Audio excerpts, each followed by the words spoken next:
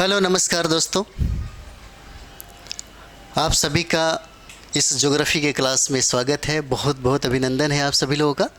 तो हम लोग अभी देखने वाले हैं मैप से हम लोग सभी बिहार के वन्य जीव अभयारण्य को करेंगे, क्योंकि डायरेक्ट प्रश्न पूछा जाता है कि वन्य जीव अभयारण्य कहाँ स्थित है, किस ज़िले में है। तो सबसे पहले हम लोग इसको करेंगे और यहीं से प्रश्न पूछा जाएगा। ठीक है, तो चलिए हम लोग शुरुआत करते हैं। वन्य जीव अभयारण्य हम लोग शुरू करते हैं बिहार में। और देखिएगा, ये हम लोग मैप के माध्यम से करेंगे तो याद भी हो जाएगा। देखिए, मैप से ये होता है, ज्योग्राफी मैप का ही कमाल है। मैप बिल्कुल समझिए कि एक मैथ की तरह है। ज्योग्राफी को रटने की ज़रूरत नहीं पड़ता है, समझने की ज़रूरत होता है। ठीक है, और देखने की ज़रूरत होता है। जैसे मानते हैं कि अगर आपको अमिताभ बच्चन या मानते हैं कि आपको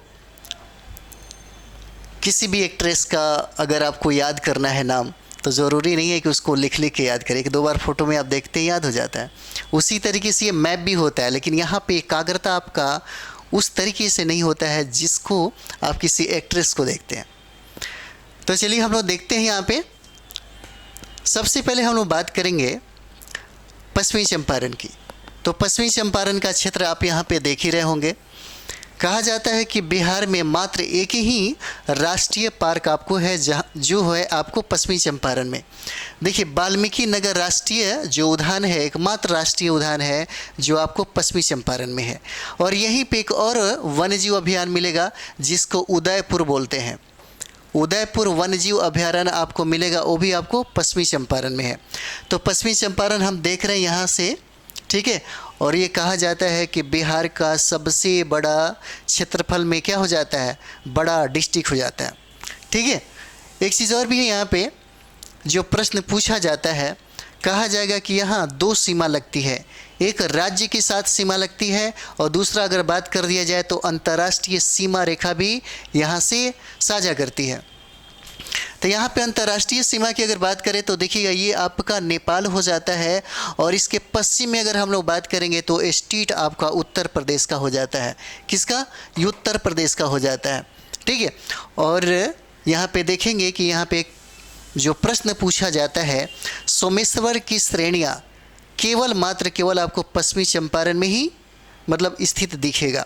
और ये बहुत ही ज़्यादा मतलब नवीन श्रेणियां हैं, बहुत सारे श्रेणियां हैं, उसका एक पार्ट हो जाता है।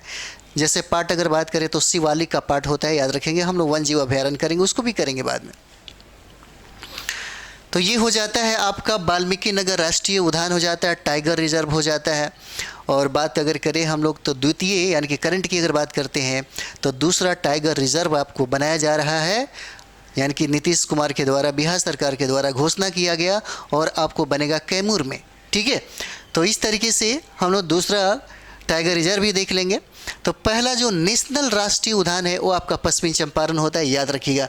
तो ये याद हो गया आपका ये पश्चिमी चंपारण है। अगर पूछा जाएगा कि उदयपुर वन्यजीव अभयारण्य कहाँ पे है, तो उदयपुर वन्यजीव अभयारण्य कहाँ पे हो जाएगा, तो ये आपका हो जाता है पश्चिमी चंपारण में।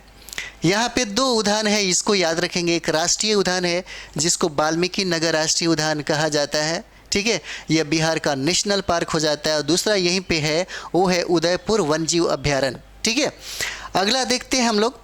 हमारा ये वैशाली का क्षेत्र है। देखिए, वैशाली का क्षेत्र हो जाता है ये वाला। और वैशाली से प्रश्न पूछता है, यहाँ पे डायरेक्ट पूछा जाएगा कि यहाँ पे कौन सा उद्यान है, तो नाम याद रखिएगा। यहाँ पे उद्यान हो जाता है बरेला सलील अली जुबा शहनी अभयारण्य हो जाता है। कौन सा? तो बरेला सलील अली जुबा शहनी अभयारण्य हो जाएगा, जो आपको कहाँ पे है, ये वैशाली में हो जाता है। ठीक है, कहाँ पे? तो वैशाली हो जाता है, याद रखिएगा। नेक्स्ट हम लोग देखते हैं यहाँ पे जो बक्सर में है, बक्सर पक्षी अभयारण्य। उस डिस्ट्रिक्ट के नाम से ही उस पक्षी अभयारण्य का नाम पड़ गया। ये देखिए, यहीं आपको बक्सर है। ठीक है, ये बक्सर पक्षी अभयारण्य हो जाता है। और यहीं पे बिस्मिल्लाह खान जो शहनाई वादक हैं, जिनको भारत रत्न से सम्मानित किया गया, यही बक्सर के रहने वाले हैं, जहां उनका घर आपका डुमराव पड़ता है। ठीक है, तो ये हो जाता है पक्षी अभयारण्य। बक्सर पक्षी अभयारण्य की बात करें तो ये कौन सा जगह हो जाता है, याद रखिए, बक्सर हो जाएगा। उसके बाद हम लोग ये जो देख रहे हैं क्षेत्र, ये आपका ये कैमूर का क्षेत्र हो जाता है। और उसके बाद जो वन जीव अभयारण्य देखेंगे ये कैमूर वन जीव अभयारण्य हो जाता है, जो कैमूर में है। और इसी कैमूर वन जीव अभयारण्य को टाइगर रिजर्व घोषित किया गया है बिहार सरकार के द्वारा। ठीक है, याद रखिएगा। तो इतना हो गया। अगला देखिएगा जो बहुत इंपॉर्टेंट है, ये देखिए कांवर पक्षी अभयारण्य। ठीक है, कौन सा? तो कांवर पक्षी अभयारण्य जो है, जो मात्र एक ही वेटलैंड घोषित किया गया है। याद रखिए, बहुत भी आई है। पूछा जाएगा कि कांवर पक्षी अभयारण्य किस जिला में स्थित है, तो कौन सा जिला हो जाता है? तो ये जिला आपको बेगूसराय हो जाएगा। ये देखिए, यहीं आपका डिस्ट्रिक्ट हो जाता है बेगूसराय। डिस्ट्रिक्ट का भी अगर आप बीपीएससी में एक बार एग्ज़ाम देने के लिए ज़रूरी होता है कि आप कम से कम बिहार का जो भी आपको पॉलिटिकल आपको मिलता है, यानी कि जितने भी 38 आपको डिस्ट्रिक्ट है उसका अध्ययन करके तब जाइए। ठीक है, इसको अच्छा से देखिए। तो आपका ये बेगूसराय हो जाता है, तो बेगूसराय में ही कांवर पक्षी अभयारण्य आपको मिलेगा। ठीक है, एक और बहुत ही बीबीआई है जो सवाल डायरेक्ट पूछा जाता है। यहाँ से बहुत बार सवाल पूछा गया है कि गोगा बिल पक्षी अभयारण्य कहाँ है। गोगा बिल पक्षी अभयारण्य किस जिला में है, डायरेक्ट जिला पूछा जाता है। तो गोगा बिल पक्षी अभयारण्य की अगर बात कर दिया जाए तो ये आपको कटिहार में हो जाता है। कहाँ पे? तो ये देखिए, यहीं पे आपको कटिहार है। क्या हो जाता है? तो ये देखिए कटिहार हो जाता है।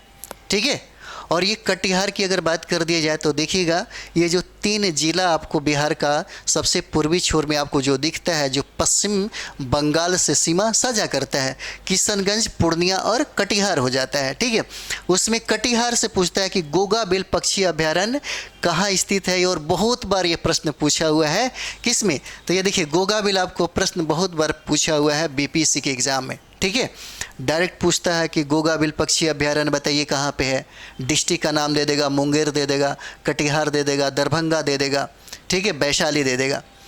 तो ये हो जाता है आपका कटिहार हो जाएगा। अगला जो बहुत इंपॉर्टेंट है आपका, वो है आप देख रहे हैं यहाँ पे जिसको भागलपुर बोलते हैं, और भागलपुर को बिहार का सिल्क सिटी के नाम से भी जाना जाता है। ठीक है, यहाँ पे सबसे इंपॉर्टेंट अगर बात करेंगे तो विक्रमशिला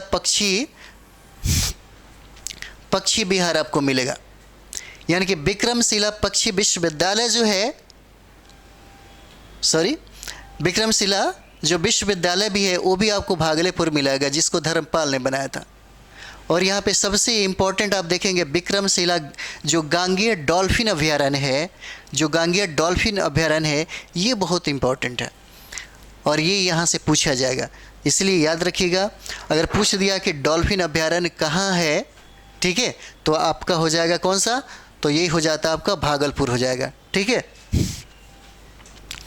चलिए थोड़ा सा इसको ऊपर कर लें ताकि अच्छा से दिखाई दे। देखिए, अब हम लोग देखते हैं कैमूर हम लोगों ने देखा। ठीक है, उसके बाद हम लोगों ने विक्रमशिला पक्षी बिहार को देखा, और यहीं पे आप देख सकते हैं विक्रमशिला गांगेय यानी कि डॉल्फिन अभयारण्य को देखा। एक और भी है अभयारण्य जो बहुत बार बीपीएससी ने पूछता है कि भीम बांध अभयारण्य कहाँ पे है। ये आपके बीपीएससी के लिए बहुत इंपॉर्टेंट है।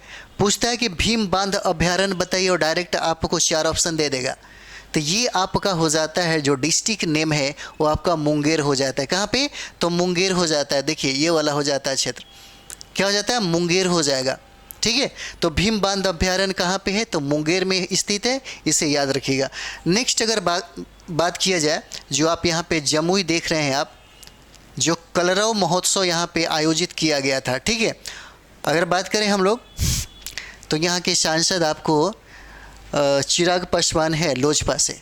ठीक है, और ये अगर बात करें हम लोग जमुई का, तो ये संसदीय आरक्षित क्षेत्र हो जाता है। ठीक है, और जमुई भी पक्षी अभयारण्य की बात करें तो यहाँ पे 2 पक्षी अभयारण्य आपको मिलेगा जो बहुत इंपॉर्टेंट और पूछा जाता है आपके बीपीएससी के एग्ज़ाम में। ठीक है, बीपीएससी के एग्ज़ाम में बहुत इंपॉर्टेंट है। एक हो जाता है नागी और दूसरा होता है नकटी। तो नागी डैम पक्षी अभयारण्य हो जाता है आपको जमुई में, और नकटी डैम पक्षी अभयारण्य भी आपको कहाँ होता है? जमुई में होता है। तो नागी और नकटी के बारे में अगर पूछ दे तो याद रखिएगा ये आपको कहाँ स्थित है? तो ये आपको जमुई में हो जाएगा। याद रखिए कहाँ पे? तो जमुई होता है। ठीक है, जमुई में नागी डैम पक्षी अभयारण्य और नकटी डैम पक्षी अभयारण्य स्थित है। ओके, उसके बाद जो आप देख रहे हैं यहाँ राजगीर का क्षेत्र देख रहे हैं, जो नालंदा का क्षेत्र है। तो देखिए यार राजगीर अभ्यारण्य यहाँ पे है, और पंत अभ्यारण्य भी पूछा जाता है कि पंत अभ्यारण्य कहाँ स्थित है। पंत अभ्यारण्य में बहुत सारा आपको ऑप्शन दे देगा, अगर याद रहा कि राजगीर है, नालंदा है, तब तो आप बना लेंगे। तो पंत अभ्यारण्य और राजगीर अभ्यारण्य कहाँ पे हो जाएगा, ये आपको नालंदा में स्थित है, राजगीर में स्थित है। ठीक है, अगला जो बहुत इंपॉर्टेंट है वो आपको पटना का देखेंगे। तब पटना का संजय गांधी जैविक उद्यान जो है, जैसे चिड़ियाघर देखेंगे यहाँ पे, तो प्रथम चिड़ियाघर की बात अगर यहाँ पे देखा जाए तो कहाँ पे हो जाता है, पटना में। ठीक है, और इसी का नाम है संजय गांधी जैविक उद्यान, और कहाँ पे स्थित है, तो देखिए ये पटना हो जाता है। और पटना की बात करें हम लोग तो देखिए पटना 9 जिलों से घिरा हुआ है।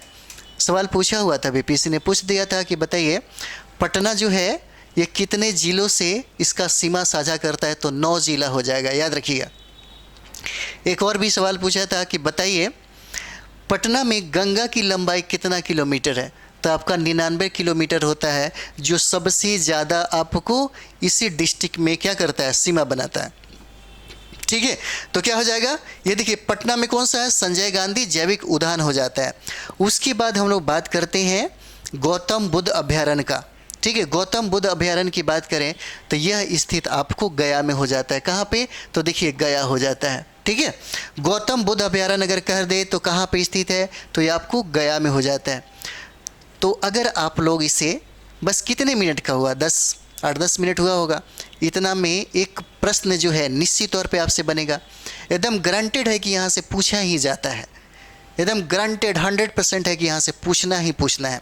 इसलिए जो डिस्ट्रिक्ट है और जो अभ्यारण्य है कहाँ स्थित है, इसे एकदम कंठस्थ कर लीजिए। 2-4 बार अगर देखेंगे मैप में भी तो आपको दिमाग में कम से कम ये छपेगा कि हाँ यहाँ पे है। ऑप्शन जैसे ही आएगा क्लिक करेगा कि ये आंसर हो सकता है। ठीक है, 1-2 बार देखने से एकदम कन्फर्म हो जाते हैं आप। ठीक है, तो चलिए हम लोग इस सेशन को यहीं पे समाप्त करते हैं। फिर अगले सेशन में हम लोग करेंगे खनिज करेंगे, मिट्टी करेंगे, जलवायु करेंगे, नदी करेंगे, पहाड़ पठार करेंगे, बहुत सारा चीज़ है। ठीक है, और बिहार का टोटल जो हम लोग ज्योग्राफी देखने वाले हैं वो मैप से देखेंगे, और मैप से देखते देखते याद हो जाता है। ज्योग्राफी पढ़ने के लिए किताबों का सहारा ज़्यादा नहीं लिया जाता है। बीपीएससी और यूपीएससी निकालने के लिए जो लोग लिखने पे ज़्यादा ध्यान देते हैं और लिख के पढ़ने पे ज़्यादा ध्यान देते हैं, उन्हीं लोगों का होता है बीपीएससी यूपीएससी।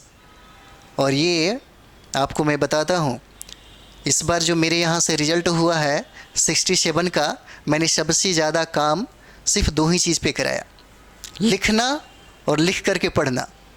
ठीक है, अगर कोई भी आदमी बेसिक चीज़ों को जानता हो तो चलिए हम लोग बाद में बात करेंगे, क्योंकि आपका पीटी का एग्ज़ाम है और हमारे यहाँ 5 अक्टूबर से आपको एनसीईआरटी का क्लास चलने वाली है, और पीटी और मेंस 70 बीपीएससी के लिए क्लास चलने वाली है, और 69 बीपीएससी का मेंस का क्लास हम आपको 5 अक्टूबर से ही शुरुआत करने वाले हैं। ठीक है, तो चलिए हम लोग नेक्स्ट वीडियो में मिलते हैं। इस सेशन के लिए आप ज़्यादा से ज़्यादा लाइक शेयर सब्सक्राइब करें। थैंक यू वेरी मच आप सभी लोगों को।